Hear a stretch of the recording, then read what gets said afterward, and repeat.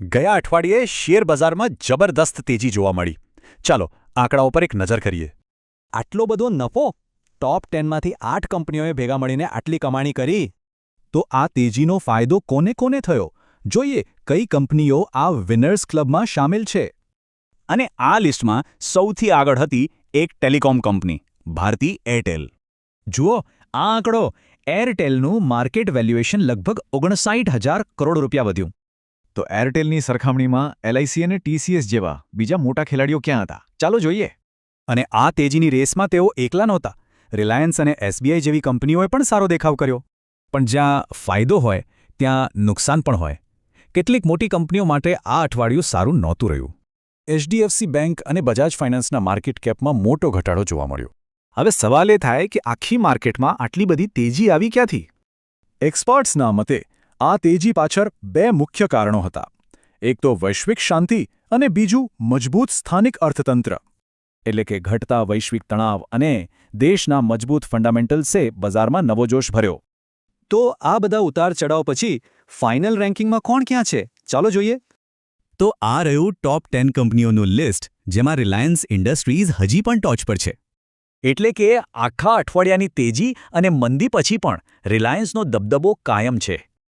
હવે મોટો સવાલ એ છે કે આવતા અઠવાડિયે કોણ બાજી મારશે? બધાની નજર હવે આવનારા પરિણામો પર છે. ગયા અઠવાડિયે શેર બજારમાં જબરદસ્ત તેજી જોવા મળી. ચાલો આંકડાઓ પર એક નજર કરીએ. આટલો બધો નફો? ટોપ 10માંથી 8 કંપનીઓએ ભેગા મળીને આટલી કમાણી કરી. તો આ તેજીનો ફાયદો કોને કોને થયો? જોઈએ કઈ કંપનીઓ આ વિનર્સ ક્લબમાં શામેલ છે. અને આ લિસ્ટમાં સૌથી આગળ હતી એક ટેલિકોમ કંપની, ભારતી એરટેલ. જુઓ આ આંકડો, એરટેલનું માર્કેટ વેલ્યુએશન લગભગ 59,000 કરોડ રૂપિયા વધ્યું. તો એરટેલની સરખામણીમાં એલઆઈસી અને ટીસીએસ જેવા બીજા મોટા ખેલાડીઓ ક્યાં હતા? ચાલો જોઈએ. અને આ તેજીની રેસમાં તેઓ એકલા નહોતા. રિલાયન્સ અને એસબીઆઈ જેવી કંપનીઓએ પણ સારો દેખાવ કર્યો. પણ જ્યાં ફાયદો હોય ત્યાં નુકસાન પણ હોય. કેટલીક મોટી કંપનીઓ માટે આ અઠવાડિયું સારું નહોતું રહ્યું. એચડીએફસી બેંક અને બજાજ ફાઇનાન્સના માર્કેટ કેપમાં મોટો ઘટાડો જોવા મળ્યો. હવે સવાલ એ થાય કે આખી માર્કેટમાં આટલી બધી તેજી આવી ક્યાંથી? એક્સપર્ટ્સના મતે આ તેજી પાછળ બે મુખ્ય કારણો હતા. એક તો વૈશ્વિક શાંતિ અને બીજું મજબૂત સ્થાનિક અર્થતંત્ર. એટલે કે ઘટતા વૈશ્વિક તણાવ અને દેશના મજબૂત ફંડામેન્ટલ્સે બજારમાં નવો જોશ ભર્યો. તો આ બધા ઉતાર ચઢાવ પછી ફાઇનલ રેન્કિંગમાં કોણ ક્યાં છે? ચાલો જોઈએ. તો આ રહ્યું ટોપ 10 કંપનીઓનું લિસ્ટ, જેમાં રિલાયન્સ ઇન્ડસ્ટ્રીઝ હજી પણ ટોચ પર છે. એટલે કે આખા અઠવાડિયાની તેજી અને મંદી પછી પણ રિલાયન્સનો દબદબો કાયમ છે. હવે મોટો સવાલ એ છે કે આવતા અઠવાડિયે કોણ બાજી મારશે? બધાની નજર હવે આવનારા પરિણામો પર છે. ગયા અઠવાડિયે શેર બજારમાં જબરદસ્ત તેજી જોવા મળી. ચાલો આંકડાઓ પર એક નજર કરીએ. આટલો બધો નફો? ટોપ 10માંથી 8 કંપનીઓએ ભેગા મળીને આટલી કમાણી કરી. તો આ તેજીનો ફાયદો કોને કોને થયો? જોઈએ કઈ કંપનીઓ આ વિનર્સ ક્લબમાં શામેલ છે. અને આ લિસ્ટમાં સૌથી આગળ હતી એક ટેલિકોમ કંપની, ભારતી એરટેલ. જુઓ આ આંકડો, એરટેલનું માર્કેટ વેલ્યુએશન લગભગ 59,000 કરોડ રૂપિયા વધ્યું. તો એરટેલની સરખામણીમાં એલઆઈસી અને ટીસીએસ જેવા બીજા મોટા ખેલાડીઓ ક્યાં હતા? ચાલો જોઈએ. અને આ તેજીની રેસમાં તેઓ એકલા નહોતા. રિલાયન્સ અને એસબીઆઈ જેવી કંપનીઓએ પણ સારો દેખાવ કર્યો. પણ જ્યાં ફાયદો હોય ત્યાં નુકસાન પણ હોય. કેટલીક મોટી કંપનીઓ માટે આ અઠવાડિયું સારું નહોતું રહ્યું. એચડીએફસી બેંક અને બજાજ ફાઇનાન્સના માર્કેટ કેપમાં મોટો ઘટાડો જોવા મળ્યો. હવે સવાલ એ થાય કે આખી માર્કેટમાં આટલી બધી તેજી આવી ક્યાંથી?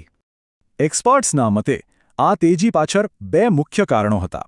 એક તો વૈશ્વિક શાંતિ અને બીજું મજબૂત સ્થાનિક અર્થતંત્ર. એટલે કે ઘટતા વૈશ્વિક તણાવ અને દેશના મજબૂત ફંડામેન્ટલ્સે બજારમાં નવો જોશ ભર્યો. તો આ બધા ઉતાર ચઢાવ પછી ફાઇનલ રેન્કિંગમાં કોણ ક્યાં છે? ચાલો જોઈએ.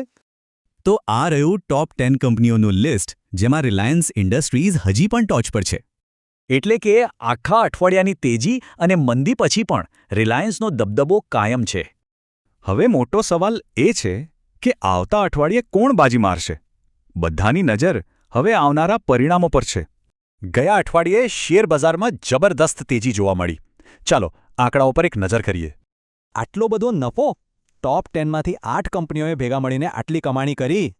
તો આ તેજીનો ફાયદો કોને કોને થયો? જોઈએ કઈ કંપનીઓ આ વિનર્સ ક્લબમાં શામેલ છે. અને આ લિસ્ટમાં સૌથી આગળ હતી એક ટેલિકોમ કંપની ભારતી એરટેલ. જુઓ આ આંકડો એરટેલનું માર્કેટ વેલ્યુએશન લગભગ 59,000 કરોડ રૂપિયા વધ્યું. તો એરટેલની સરખામણીમાં LIC અને TCS જેવા બીજા મોટા ખેલાડીઓ ક્યાં હતા? ચાલો જોઈએ. અને આ તેજીની રેસમાં તેઓ એકલા નહોતા. રિલાયન્સ અને SBI જેવી કંપનીઓએ પણ સારો દેખાવ કર્યો. પણ જ્યાં ફાયદો હોય ત્યાં નુકસાન પણ હોય. કેટલીક મોટી કંપનીઓ માટે આ અઠવાડિયું સારું નહોતું રહ્યું. HDFC બેંક અને બજાજ ફાઇનાન્સના માર્કેટ કેપમાં મોટો ઘટાડો જોવા મળ્યો. હવે સવાલ એ થાય કે આખી માર્કેટમાં આટલી બધી તેજી આવી ક્યાંથી? એક્સપર્ટ્સના મતે આ તેજી પાછળ બે મુખ્ય કારણો હતા. એક તો વૈશ્વિક શાંતિ અને બીજું મજબૂત સ્થાનિક અર્થતંત્ર. એટલે કે ઘટતા વૈશ્વિક તણાવ અને દેશના મજબૂત ફંડામેન્ટલ્સે બજારમાં નવો જોશ ભર્યો. તો આ બધા ઉતાર ચઢાવ પછી ફાઇનલ રેન્કિંગમાં કોણ ક્યાં છે? ચાલો જોઈએ. તો આ રહ્યું ટોપ 10 કંપનીઓનું લિસ્ટ, જેમાં રિલાયન્સ ઇન્ડસ્ટ્રીઝ હજી પણ ટોચ પર છે. એટલે કે આખા અઠવાડિયાની તેજી અને મંદી પછી પણ રિલાયન્સનો દબદબો કાયમ છે. હવે મોટો સવાલ એ છે કે આવતા અઠવાડિયે કોણ બાજી મારશે? બધાની નજર હવે આવનારા પરિણામો પર છે. ગયા અઠવાડિયે શેર બજારમાં જબરદસ્ત તેજી જોવા મળી. ચાલો આંકડાઓ પર એક નજર કરીએ. આટલો બધો નફો? ટોપ 10માંથી 8 કંપનીઓએ ભેગા મળીને આટલી કમાણી કરી. તો આ તેજીનો ફાયદો કોને કોને થયો? જોઈએ કઈ કંપનીઓ આ વિનર્સ ક્લબમાં શામેલ છે. અને આ લિસ્ટમાં સૌથી આગળ હતી એક ટેલિકોમ કંપની ભારતી એરટેલ. જુઓ આ આંકડો એરટેલનું માર્કેટ વેલ્યુએશન લગભગ 59,000 કરોડ રૂપિયા વધ્યું. તો એરટેલની સરખામણીમાં LIC અને TCS જેવા બીજા મોટા ખેલાડીઓ ક્યાં હતા? ચાલો જોઈએ. અને આ તેજીની રેસમાં તેઓ એકલા નહોતા. રિલાયન્સ અને SBI જેવી કંપનીઓએ પણ સારો દેખાવ કર્યો. પણ જ્યાં ફાયદો હોય ત્યાં નુકસાન પણ હોય. કેટલીક મોટી કંપનીઓ માટે આ અઠવાડિયું સારું નહોતું રહ્યું. HDFC બેંક અને બજાજ ફાઇનાન્સના માર્કેટ કેપમાં મોટો ઘટાડો જોવા મળ્યો. હવે સવાલ એ થાય કે આખી માર્કેટમાં આટલી બધી તેજી આવી ક્યાંથી? એક્સપર્ટ્સના મતે આ તેજી પાછળ બે મુખ્ય કારણો હતા. એક તો વૈશ્વિક શાંતિ અને બીજું મજબૂત સ્થાનિક અર્થતંત્ર. એટલે કે ઘટતા વૈશ્વિક તણાવ અને દેશના મજબૂત ફંડામેન્ટલ્સે બજારમાં નવો જોશ ભર્યો. તો આ બધા ઉતાર ચઢાવ પછી ફાઇનલ રેન્કિંગમાં કોણ ક્યાં છે? ચાલો જોઈએ. તો આ રહ્યું ટોપ 10 કંપનીઓનું લિસ્ટ, જેમાં રિલાયન્સ ઇન્ડસ્ટ્રીઝ હજી પણ ટોચ પર છે. એટલે કે આખા અઠવાડિયાની તેજી અને મંદી પછી પણ રિલાયન્સનો દબદબો કાયમ છે. હવે મોટો સવાલ એ છે કે આવતા અઠવાડિયે કોણ બાજી મારશે? બધાની નજર હવે આવનારા પરિણામો પર છે.